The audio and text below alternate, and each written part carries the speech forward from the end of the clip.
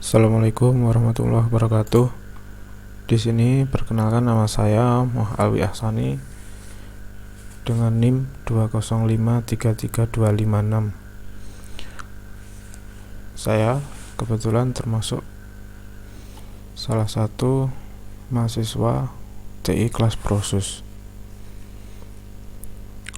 Di sini saya akan menjelaskan tahap-tahap metode waterfall di dalam salah satu model dalam SDLC.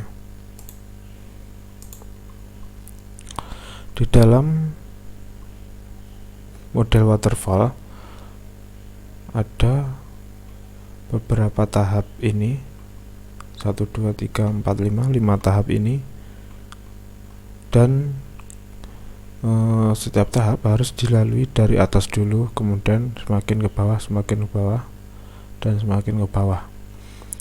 Jadi setiap tahap ini tidak bisa dilewati. Misal dari sini langsung turun ke sini atau kembali lagi ke sini, itu nggak bisa. Jadi pertama dari requirement definition dulu, kemudian turun ke system and software design, kemudian turun lagi implementation and unit testing, kemudian integration and system testing, kemudian ke operation and maintenance.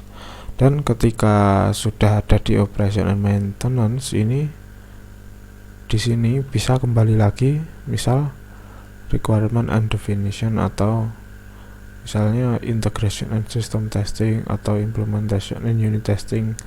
Ini adalah operation. Jadi operation itu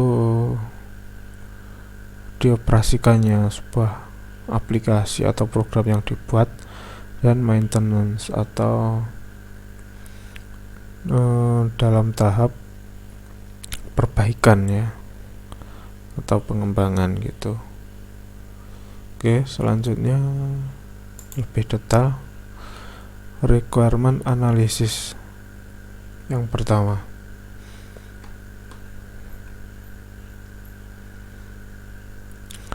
requirement analysis. Sebelum melakukan pengembangan perangkat lunak, seorang pengembang harus mengetahui dan memahami bagaimana informasi kebutuhan pengguna. Harus tahu dulu apa kebutuhan pengguna terhadap sebuah perangkat lunak. Metode pengumpulan informasi ini dapat diperoleh dengan berbagai macam cara, diantaranya dengan diskusi, observasi, survei, wawancara, dan sebagainya. Informasi yang diperoleh kemudian diolah dan dianalisa sehingga didapatkan data atau informasi yang lengkap mengenai spesifikasi kebutuhan pengguna akan perangkat lunak yang akan dikembangkan. Jadi pertama, mendefinisikan dulu apa yang dibutuhkan oleh klien. Kemudian setelah didefinisikan, kemudian mencari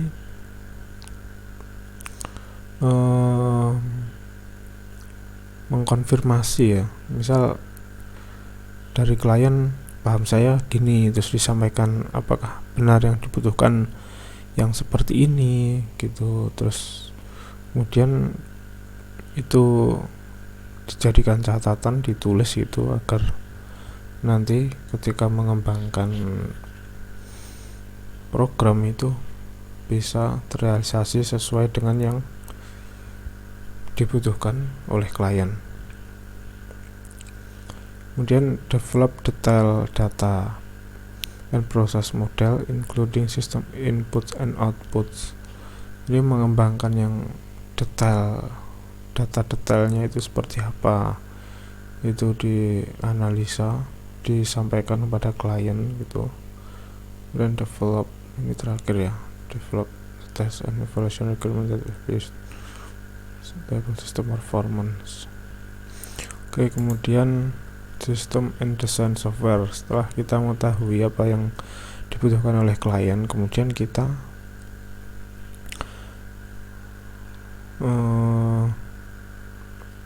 mendesain software.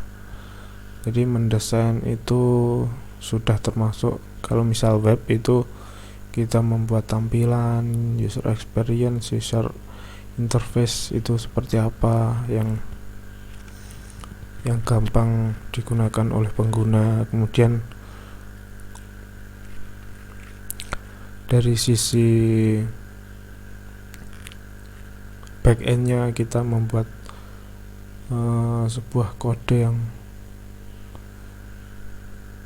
simple dan cepat. Di dalam sistem and software design diimplementasikan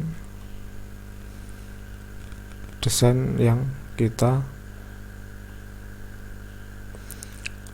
tawarkan pada klien yang tadi. Perancangan desain dilakukan dengan tujuan membantu memberikan gambaran lengkap mengenai apa yang harus dikerjakan. Tapi ini juga akan membantu pengembang untuk menyiapkan kebutuhan hardware dalam pembuatan arsitektur sistem perangkat lunak yang akan dibuat secara keseluruhan.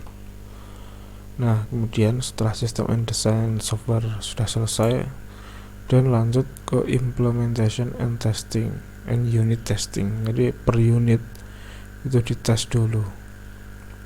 Per unitnya, misal kita membuat software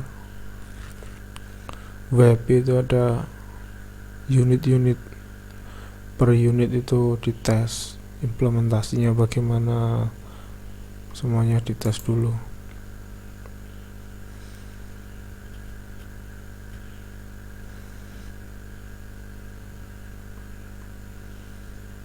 Oke, selanjutnya integration and system testing.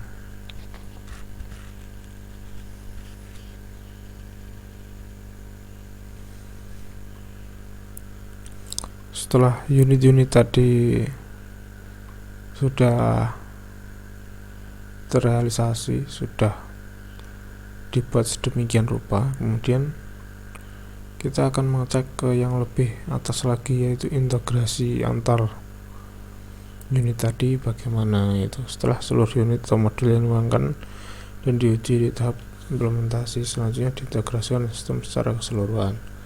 Setelah proses integrasi selesai, selanjutnya dilakukan pemeriksaan dan pengujian sistem secara keseluruhan untuk mengidentifikasi kemungkinan adanya kegagalan dan kesalahan sistem. Oke, sistem testing, integration testing. Sistem itu keseluruhan sistem ya, dan integrasi itu integrasi antar unit tadi. Unit. Nah, kita tes antar unit ini.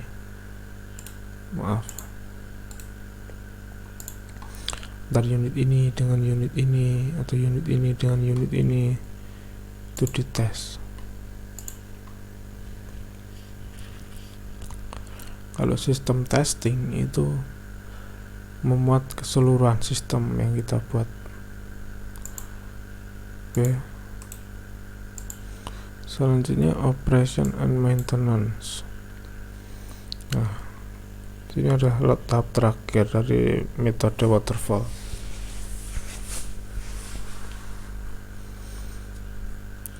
Perangkat lunak yang sudah jadi dioperasikan pengguna dan dilakukan pemeliharaan. Nah, jadi operasi ini adalah sudah dianggap software yang kita buat sudah fix dan bisa dioperasikan oleh klien.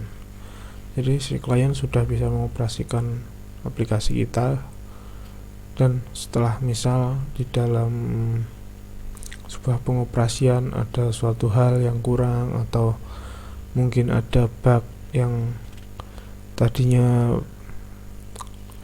belum terdeteksi, itu akan memungkinkan adanya maintenance. Jadi dianalisis dulu, kemudian kita bisa kembali lagi ke tahap-tahap yang sebelumnya. Nah, jadi dalam maintenance ini kita bisa misal kembali lagi ke yang nomor 1 atau nomor 2, itu kita bisa beralih-alih tahap. Atau juga di sini maintenance adalah pemeliharaan, perbaikan kesalahan atau perbaikan implementasi unit test, unit system, atau peningkatan dan penyesuaian sistem sesuai dengan kebutuhan. Misal ada upgrade karena sistem sudah terlalu usang atau gimana, itu ada maintenance-nya. Oke, sekian dari saya. Terima kasih. Wabillahi taufiq wal hidayah. Wassalamualaikum warahmatullahi wabarakatuh.